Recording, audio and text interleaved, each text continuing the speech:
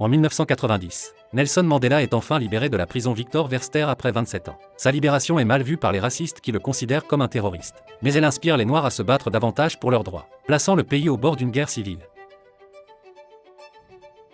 Mandela prononce un discours demandant à tout le monde de déposer les armes car il pense que le pays doit travailler ensemble. 4 ans plus tard, les Noirs peuvent enfin voter. Et cela permet à Mandela de devenir président. Être une figure aussi importante ne lui enlève pas sa modestie. Il fait son propre lit, apprend les noms de tous ses employés et de leurs familles, et continue ses marches matinales chaque jour, bien que maintenant 2 gardes du corps l'accompagnent. Les Blancs ne sont toujours pas satisfaits de ses résultats, et les journaux se demandent s'il est capable de diriger le pays. Parmi ceux qui sont contre Mandela se trouvent les parents de François, le capitaine de l'équipe nationale de rugby, qui doit supporter les plaintes de son père disant que son fils perd toute possibilité d'avoir un bon avenir parce que les Noirs sont au pouvoir. Lors de son premier matin au bureau, Mandela remarque que de nombreux bureaux sont vides et que d'autres employés font leur carton. Les hommes blancs bavardant sur le fait d'être licenciés. Il convoque une réunion et dit à tout le monde qu'ils sont libres de partir s'ils le souhaitent, mais que personne ne sera renvoyé pour sa langue ou la couleur de sa peau. Cette neutralité inclut l'embauche de policiers de la branche spéciale pour son équipe de sécurité, qui a maintenant besoin de plus d'hommes puisqu'il est président. Les gardes noirs désapprouvent cette idée et rappellent à Mandela que ces mêmes hommes avaient tenté de les tuer il n'y a pas si longtemps. Mais pour Mandela, le message public est important. S'il veut une nation arc-en-ciel, il doit être un exemple de réconciliation, car le pardon efface la peur.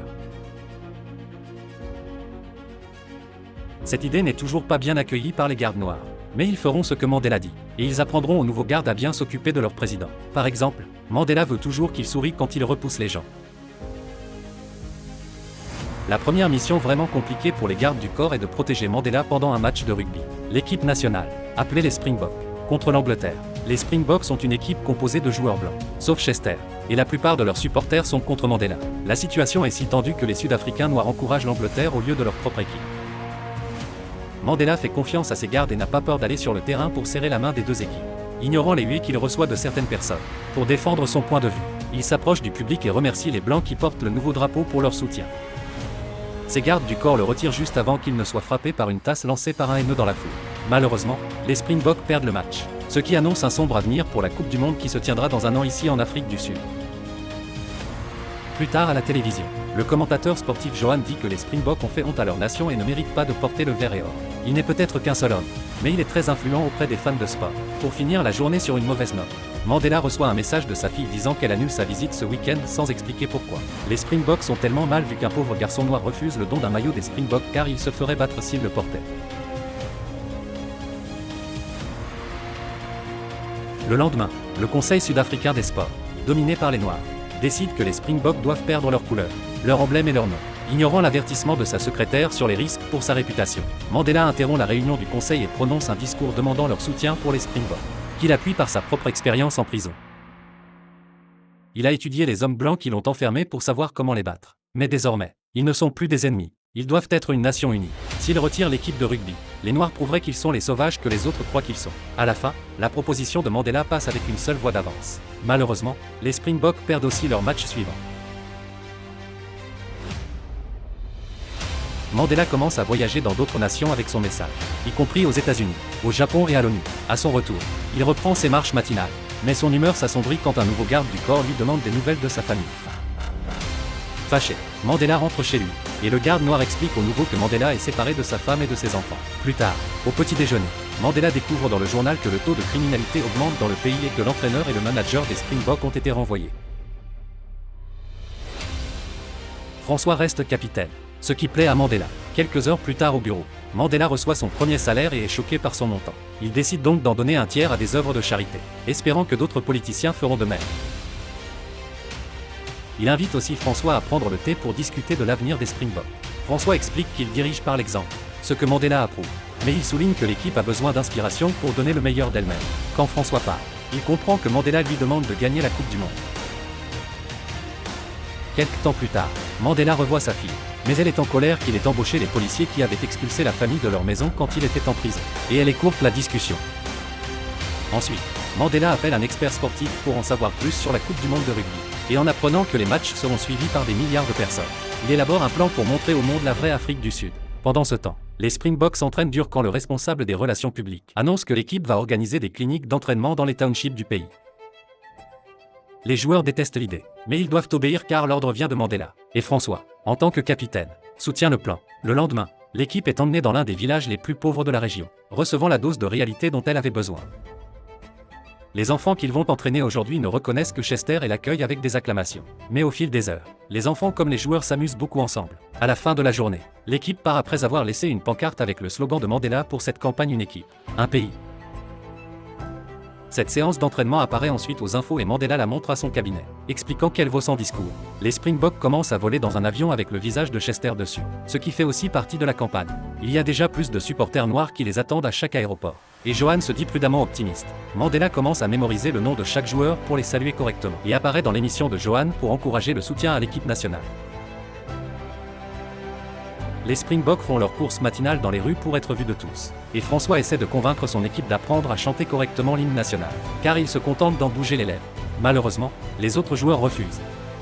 La veille du premier match de la Coupe du Monde, Mandela rend visite aux Springboks et souhaite bonne chance à tout le monde en leur serrant la main et en utilisant les bons prénoms. François explique que Chester n'est pas là car il est blessé, et Mandela lui offre un morceau de papier sur lequel il a écrit Invictus, un poème qu'il a inspiré en prison.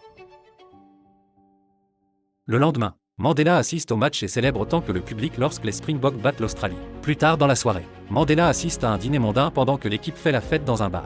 Cependant, François rappelle à tout le monde qu'ils doivent quand même se lever à 6 h du matin. Le lendemain matin, François les guide par un nouvel itinéraire jusqu'au port, où l'équipe prend un bateau pour visiter Robben Island, où Mandela a passé ses 18 premières années de prison.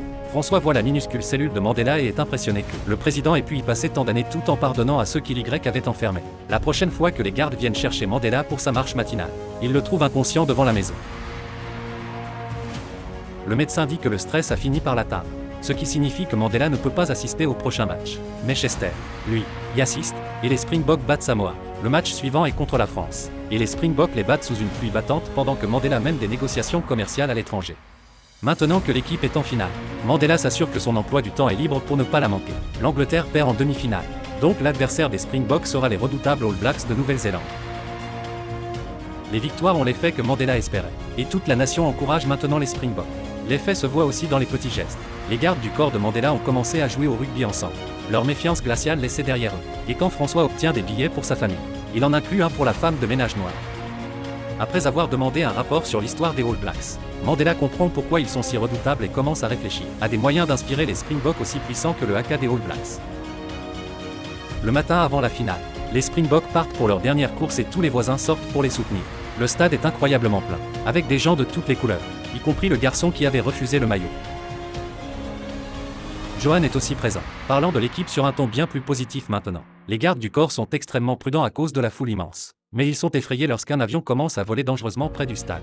Heureusement, c'est une fausse alerte. L'avion vole bas seulement pour montrer un message de bonne chance du président avant de s'éloigner en toute sécurité. Le geste est un succès auprès du public, qui se prépare à accueillir les Springboks avec une ovation debout. Une fois encore, Mandela entre sur le terrain pour serrer la main des deux équipes. Mais cette fois il a laissé sa neutralité de côté et porte un maillot vert. Le match commence après l'hymne national, que les Springboks arrivent enfin à chanter correctement. Les All Blacks sont des adversaires incroyablement coriaces et prennent rapidement l'avantage. Mais François ajuste la stratégie de l'équipe et bientôt les Springboks parviennent à égaliser. Le temps réglementaire s'achève alors que le score est encore de 9 à 9. Donc 20 minutes de prolongation sont ajoutées. Tout le monde est épuisé, mais il donne encore tout. Et 5 minutes avant la fin, les Springboks réussissent à passer devant au score. Ils passent ensuite le reste du temps à défendre leur camp, ce qui s'avère être la bonne stratégie. L'arbitre siffle la fin du match et déclare les Springboks nouveaux champions du monde. Toute la nation célèbre cette victoire, et beaucoup de gens s'embrassent sans se soucier de la couleur de peau. C'est Mandela lui-même qui remet à François l'immense trophée, et ils se serrent la main en se remerciant mutuellement pour ce qu'ils ont fait pour leur pays. Après cela, la voiture de Mandela est coincée dans la circulation parce que tout le monde est dans les rues pour célébrer. Cependant, Mandela dit à son chauffeur de ne pas chercher un autre chemin car il veut faire partie de cette unité.